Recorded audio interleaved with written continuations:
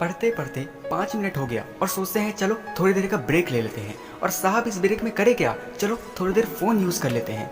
Phone देखते देखते दोपहर कब हो गई ये हमें पता ही नहीं चलता। फिर सोचते हैं कि चलो अब पढ़ लेते हैं, लेकिन सर दोपहर में पढ़ता कौन है, दोपहर में तो सोने का समय होता है और हम सो गए।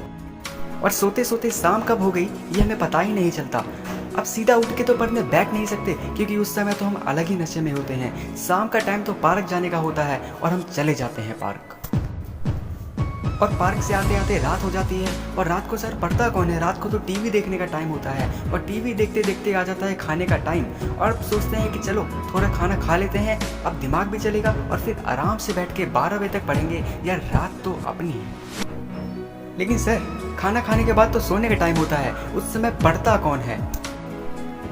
फिर हम अपने मन में प्लान बनाते हैं, यार आज जो हुआ हुआ, अब मैं कल से पक्का पढ़ूंगा, कल से कुछ भी हो जाए हम कंसिस्टेंट होके पढ़ेंगे। और आप ये सोचकर सो जाते हो। मतलब सुबह से लेकर शाम तक तुम्हारा मेन मोटिव क्या है, तुम्हारा पर्पस क्या है, स्टडी को टालना और कुछ नहीं।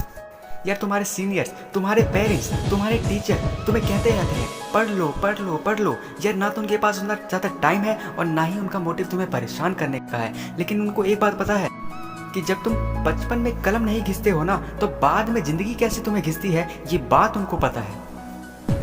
पर ये बात तुम कभी मत भूलना कि जिस समय तुम अपना समय बर्बाद कर रहे होते हो ना, उस समय कोई ना कोई स्टूडेंट तो होता है जो पढ़कर कंपटीशन में तुम्हें पीछे छोड़ रहा होता है। और जिस समय तुम सोते सोते सपने देख रहे होते हो ना, उस समय कोई ना कोई तो होता है जो उस सपने को हकीकत में बदल रहा होता है। एक चीज़ हमेशा याद रखना कि अगर तुमने कुछ साल मेहनत कर ली तो तुम अपनी आगे आने वाली लाइफ को जियोगे। और अगर तुमने अब ये टाइम मौज मस्ती में उड़ा दिया ना तो तुम अपनी आगे वाली ज़िंदगी काटोगे। अब फैसला तुम्हारे हाथ में है कि तुम्हें ज़िंदगी जीनी है या तुम्हें ज़िंदगी काटनी है। अगर तुम्हें ज़िंदगी जीनी है तो चीज़ों को सेक्रीफाइस करके पढ़ाई करो, और अगर तुम्हें ज़िंदगी काटनी है तो मेरे दोस्त पढ़ाई करने की कोई ज़रूरत नहीं है, पहले ज़िंदगी